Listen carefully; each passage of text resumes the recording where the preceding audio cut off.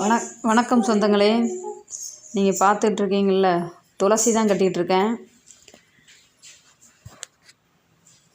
இந்த துளசி கட்டி சில நேரங்களில் வீட்டில் ஆர்டராக எடுத்துகிட்டு போயிடுவாங்க.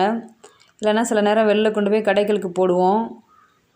ஒரு கட்டு 5, 10, 15 அந்தந்த சீசனுக்கு தகுந்த மாதிரி போகும்.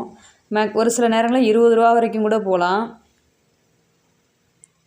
ஒரு கைப்பிடி அளவுக்கு நம்ம கையால் நல்லா அழுந்து பிடிக்கிற அளவுக்கு நம்ம கைக்கு எவ்வளோ கொள்ளுமோ அந்த அளவுக்கு வச்சு கட்டணும். இதை ஒட்டை அறுத்துருவோம். அறுத்துட்டோம் அப்படின்னா அறுத்துட்டு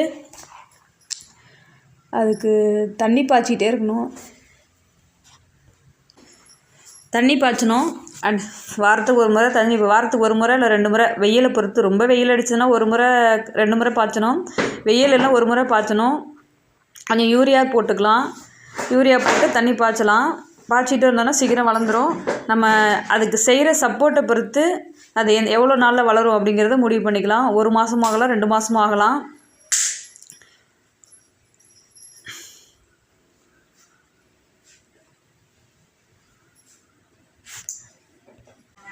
இயல்பாகவே தண்ணி மட்டும் பாய்ச்சிட்டு விட்டுட்டு 3 மாதம் கூட ஆகும். 3 மாதத்துக்கு மேலே கூட நம்ம கட் பண்ணி அறுத்து எடுத்துக்கலாம்.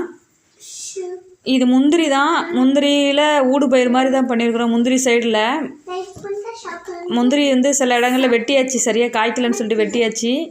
அந்த இடத்துல மட்டும் அது ஊடு பயிர் மாதிரி பண்ணியிருக்கிறோம்.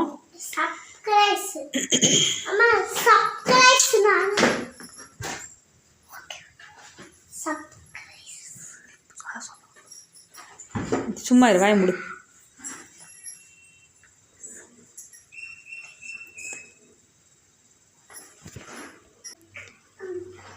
உங்கள் ஏரியாவிலையும் இது மாதிரி துளசி பயிர் போடுறீங்களா அப்படிங்கிறத சொல்லுங்கள். உங்களுக்கு பிடிச்சிருந்தா லைக் பண்ணுங்கள், ஷேர் பண்ணுங்கள், கமெண்ட் பண்ணுங்கள்.